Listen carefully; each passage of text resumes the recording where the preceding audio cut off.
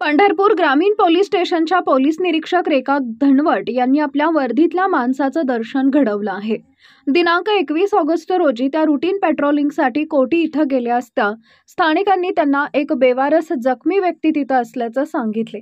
त्या तातडीनं त्या व्यक्तीची चौकशी करण्यासाठी गेल्या तेव्हा तो व्यक्ती जखमी अवस्थेत असल्याचं त्यांच्या निदर्शनास आलं।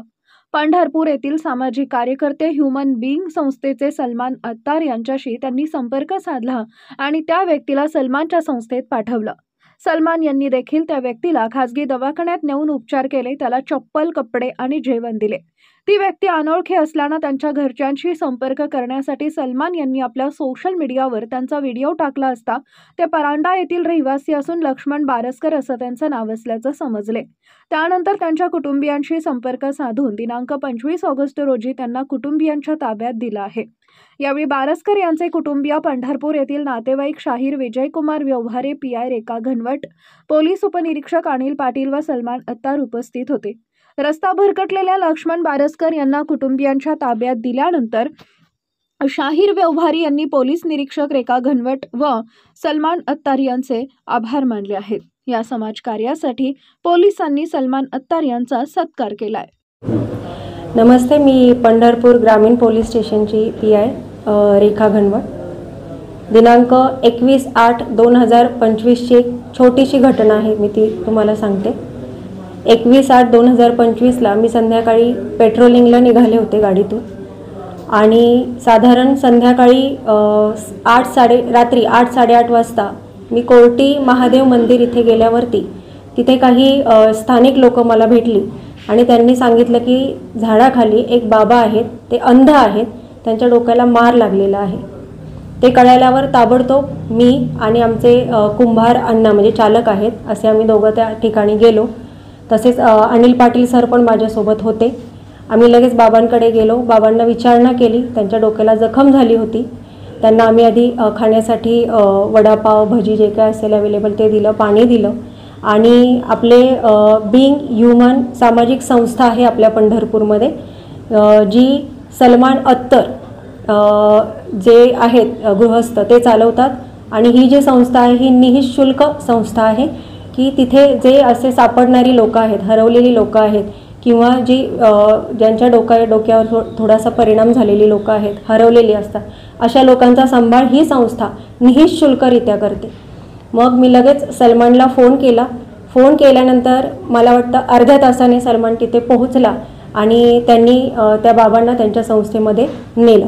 त्या दिवसापासून ते बाबा त्यांच्या संस्थेमध्ये होते। आज 5वा दिवस आहे। 25/8/2025 ला त्यांचे पालक म्हणजे त्या बाबांची मिसेस, मुलगा आणि मामा असे सगळ्यांशी कॉन्टॅक्ट करून सलमानने त्या बाबांना त्यांच्या ताब्यात सुरक्षित आणि चांगल्या रीतीने दिलेले आहे। ज्या वेळेला बाबांना मी पाहिलं त्यावेळी त्यांची अवस्था बघण्यासारखी होती। पायात चप्पल नव्हती, त्यांचे कपडे मळालेले होते, डोक्याला जखम होती आणि आज जेव्हा बाबा पोलीस स्टेशनला आले त्यांच्या नातेवाईकांसोबत आणि सलमानसोबत, तर सलमानने त्यांना संस्थेमध्ये जाण्यापूर्वी आधी मेडिकलसाठी हॉस्पिटलला नेलं। त्यांच्या डोक्याची जी जखम होती त्याला त्यांनी टाके वगैरे टाकून जखमेवरती इलाज केला।